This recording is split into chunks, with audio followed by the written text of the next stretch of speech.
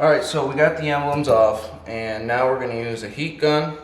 Not a hair dryer, but a heat gun. I mean, I suppose you probably could use a hair dryer, but preferably use a heat gun. They get hotter, and it's more focused.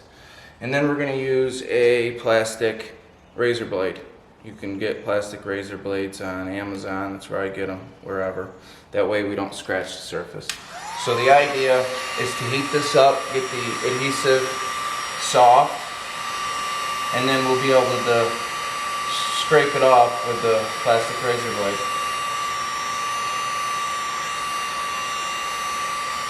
You don't want to overdo it, so use your hand to try to feel how warm it is.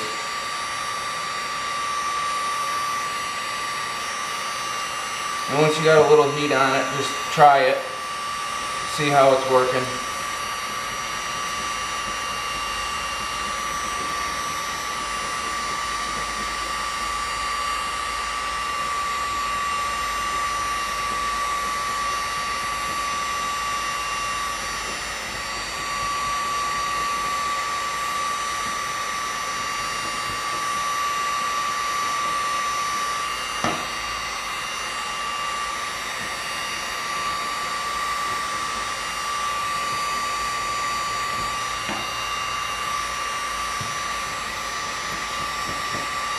You don't want to get it too warm. See, that's a little too warm. You don't want to get it too warm because then it starts going the other way on you and getting a little too gooey.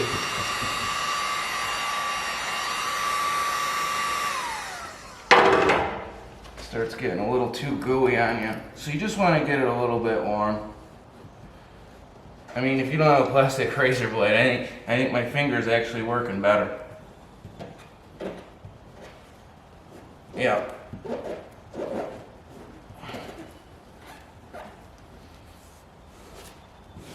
Finger works better. So I'm switching to my finger. You may want to put a glove on. I don't know if that will help. Why don't we try that? I'm gonna throw a mechanic's glove on and give that a swirl. It's got a rubber, kind of rubber.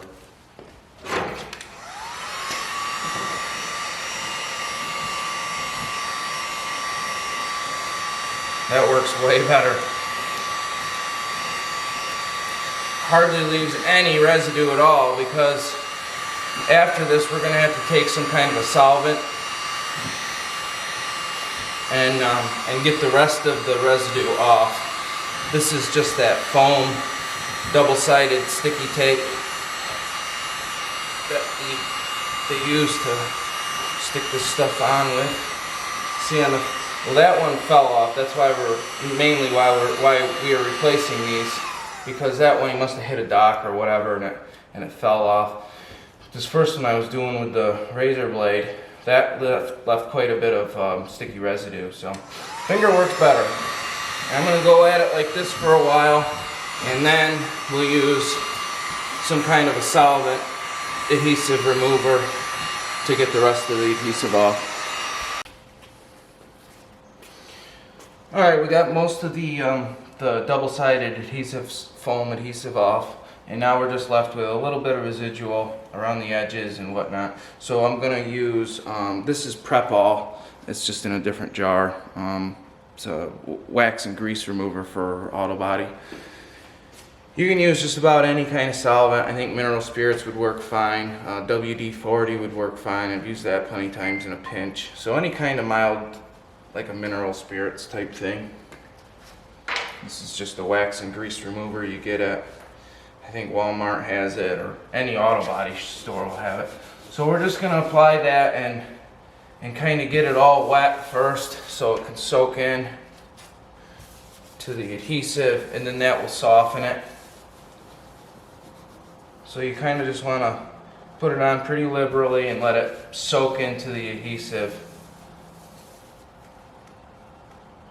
It'll evaporate off the surface pretty quick, but it'll stay in the adhesive and soak in and loosen it up.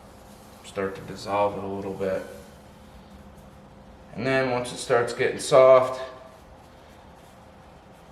you can start rubbing it a little harder, and it'll start to come off.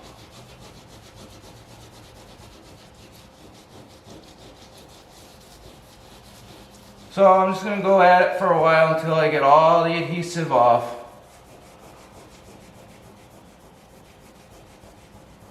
Comes off pretty quick. This first one that was already off, it's got the most of it on, but the rest of these, they're going to be a snap. So I'm going to do this for a while, and then I'm debating if I'm going to hit it with a wet sander with some like 1500 wet, just to really clean it up. Otherwise, you may be able to see where it was. So I'm going to get this all cleaned up and then decide if I'm going to hit it with 1500 or 2000 wet, which I probably should. And then we're going to hit it with a polisher and some compound and do the whole boat. So that's what we'll do next. Alright, so I got all the adhesive off. You can see that the condition of the gel coat underneath the Emblem is like new because it wasn't getting any sun or elements. So I think I'm going to skip the wet sanding, and I'm just going to hit it with some pretty aggressive compound, the same stuff I'm going to use for the whole boat. So I'm going to get a buffer out and see what we can do, see how it goes.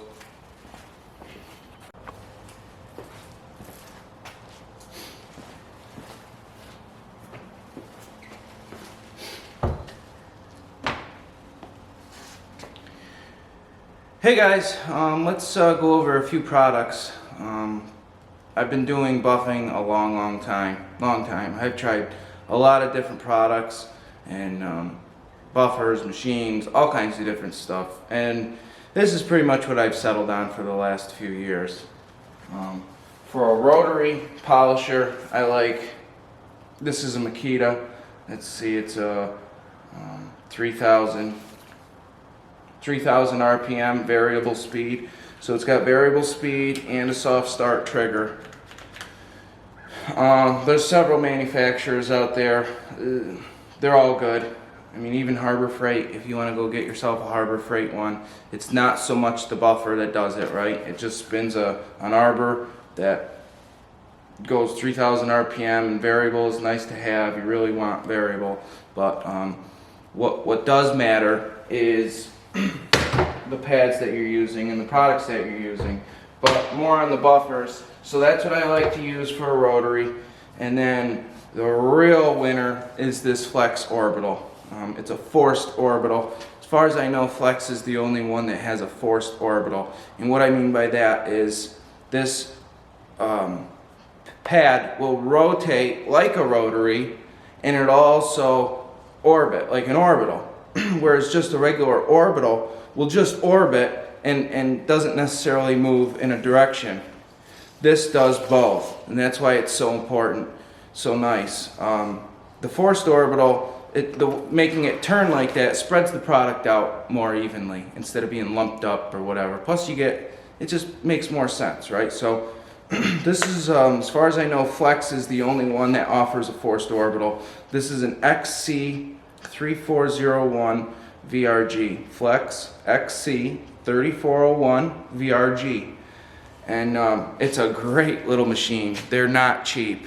I think this is like almost $400 for this buffer, but you'll have it forever, and you can use it on everything: your cars, your boats, your shower. I waxed my shower. I'm nuts. That's what I use for buffers. This is the king. This is what I use 90% of the time. It can bring back stuff that's really dull and oxidized, and it can polish something that's brand new. So it's a workhorse. This I use more for aggressive type stuff. If I've got something that's really dull, really oxidized, this will cut it faster. But it will also leave swirls, especially swirl marks, especially on darker colors, whereas the orbital will not leave swirl marks. So for the rotary, I really like to use Presta products in general. I use this Presta Flex Foam backing pad, which just comes out, right? So you got the backing pad that goes to your buffer, that'll screw onto your buffer, and then the backing pad. And this pad is black white wool heavy cutting pad, part number 890146 by Presta.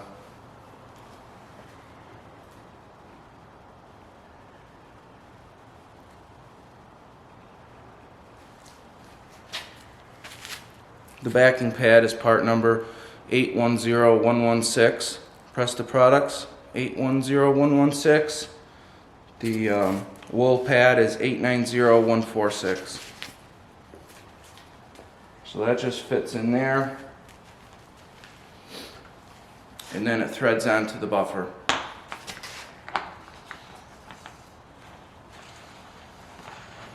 That simple. For the Flex, I use these, I think they're Lake Country pads. You get them on Amazon.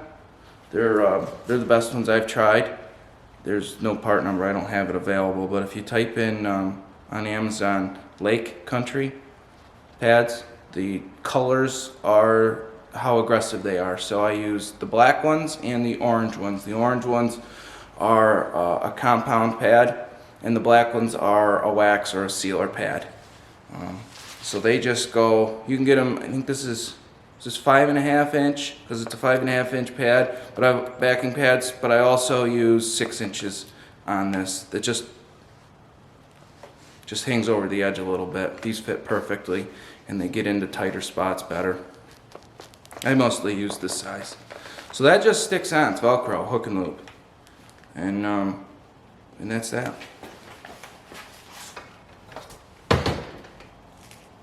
For a compound, this is what I use. This is Presta's cutting cream. I also like Presta's Gelcoat compound as well. I believe this ultra cutting cream is a little more aggressive. It says it's an aggressive compound developed to remove 1,500 and finer sand scratches on most new and aged clear coat paint surfaces over a broad range of buffing speeds. Blah blah blah. Now it says for clear coat, but it's really good for gel coat as well. And they make a gel coat compound. I think it's the same stuff, or very close. This is part number 131